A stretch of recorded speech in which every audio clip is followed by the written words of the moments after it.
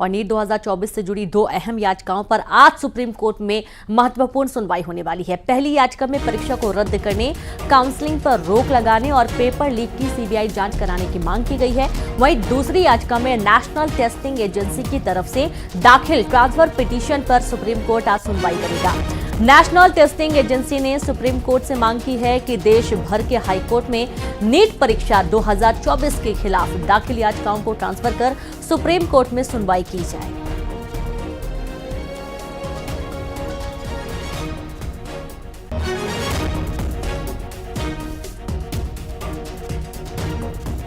और सीधे रुक करेंगे, संवाददाता सुशील जुड़ गए हैं। सुशील, आज नीट 2024 से जुड़ी दो अहम याचिकाओं को लेकर सुप्रीम कोर्ट में सुनवाई होने वाली है।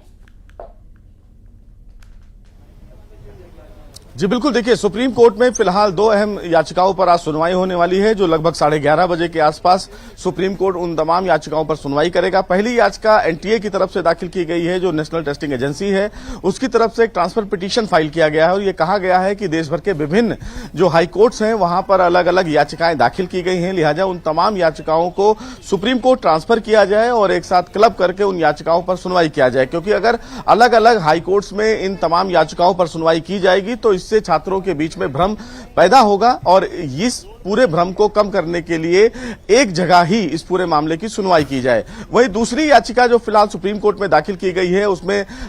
इस पूरे मामले में जो पेपर लीक की घटनाएं हुई, सेंटर मैनिपुलेशन की घटनाएं हुई और इस पूरे मामले में सीबीआई इंक्वायरी की भी मांग की गई है, यानी कि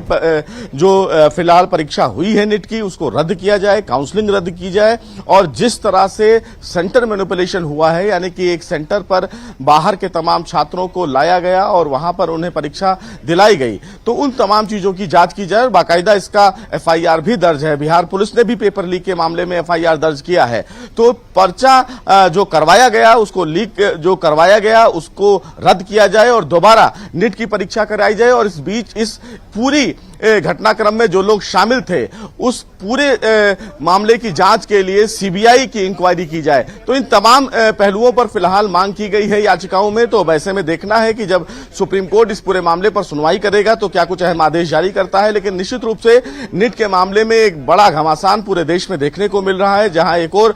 विपक्ष सरकार पर हमलावर है, वहीं छात्र भी सड़कों पर हैं। और ऐसे में कल शिक्षा मंत्री ने खुद ये कहा कि इस पूरे मामले में अगर किसी भी प्रकार की गड़बड़ियां पाई गई तो जांच बिल्कुल होगी और जो तमाम अधिकारी हैं उन्हें फिलहाल कानूनी कार्रवाई के आगे बढ़ना भी पड़ेगा। सबसे महत्वपूर्ण बात इस मामले में यह भी देखने को मिलेगा कि